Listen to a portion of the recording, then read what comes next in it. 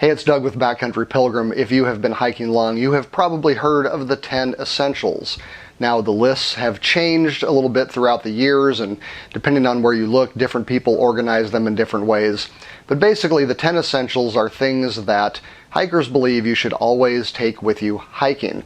Something I am trying out is keeping the gear parts of the 10 essentials in a single bag that I can just move from pack to pack, so that I know that regardless of what else I bring, I at least have the gear components of the 10 essentials. I'm not going to keep spare clothes or food in this bag because, number one, it's too small, and number two, I don't really want food in here going bad. I'm always going to bring food and clothing on a hike, but when I'm packing my backpack, I want to make sure that I have the 10 essential gear parts that I would leave in there. And by keeping them all in one place, I know that if I bring this bag with me and put this in my backpack, I will at least have the gear components of the 10 essentials to go along with the clothing and food that I'm bringing. So first off, let's look at this pack. This is a Dyneema roll top bag from Hilltop Packs.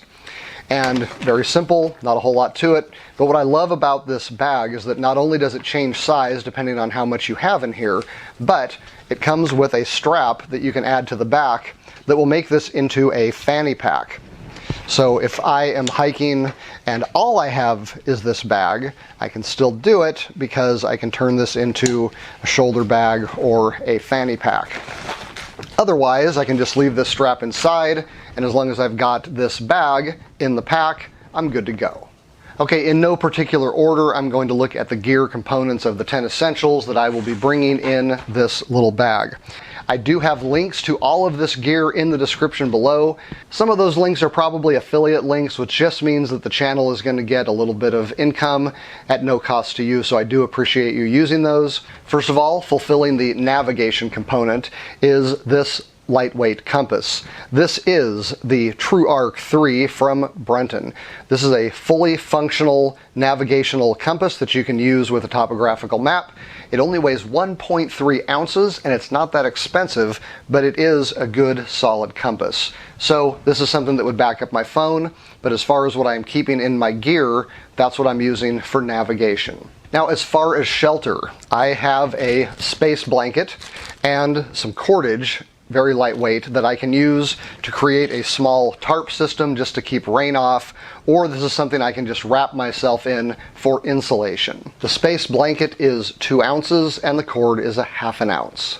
Next, I've got rain gear. This is just a cheapo poncho that I keep wrapped up in its package. This is honestly not a whole lot better than a garbage bag with some holes punched in it, but it does have a hood, and because it comes in a nice little package, it is easy to store. Plus, this little poncho only weighs 3 ounces. For illumination, I've got a Vaunt Spark headlamp. This uses regular AAA batteries, but it lasts hours and hours and hours and hours. In fact, in my headlamp test, I never managed to kill this thing.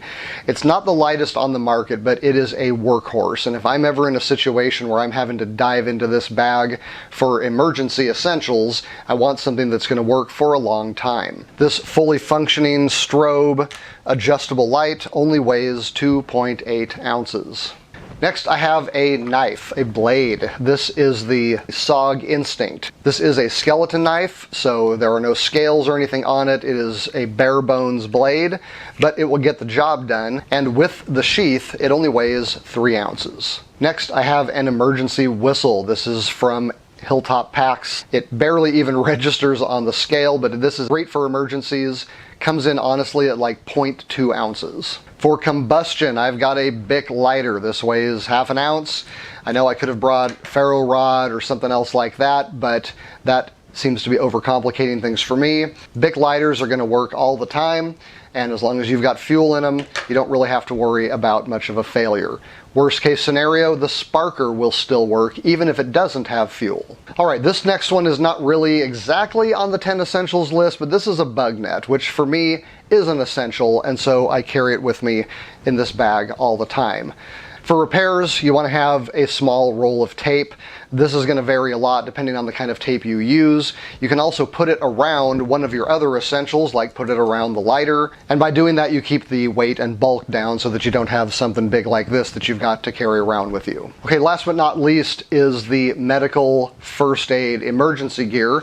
I keep all of that in here. It's a nice bright red. If I have to tell somebody else to get it for me, I'm not going to forget what color this is, and it's easy to find. I got this from Backcountry Exposure. You can actually find them online. You've probably seen the YouTube channel, but this has been a great little bag. In here, I keep obviously medicine, band-aids, that sort of thing, but I also keep water purification tablets. So this essentially is my water that I am carrying with me. Obviously, I would need a water source in order to use these, but again, this is gear. This is not food, clothing, and drinks. In here I also keep sunscreen, which is one of the 10 essentials. All of this comes in at 5 ounces. All right, so let's pack this up.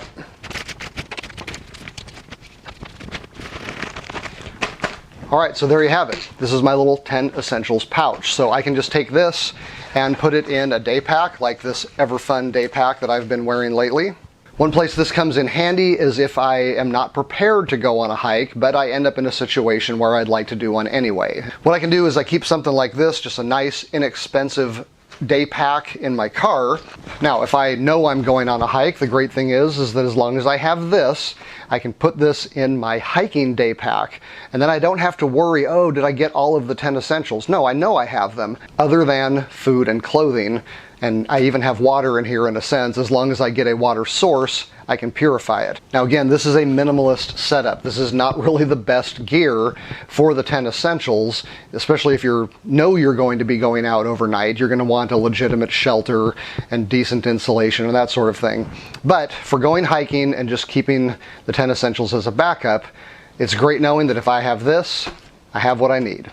Alright, I hope this video has been informative, entertaining. If it has, would you mind giving it a like? That really helps the channel out a lot. Be sure to subscribe to Backcountry Pilgrim if you're into hiking, camping, backpacking, and the gear that goes with it. Click the bell if you want to know the next time a video drops. Until next time, I'm Doug. Thanks for watching.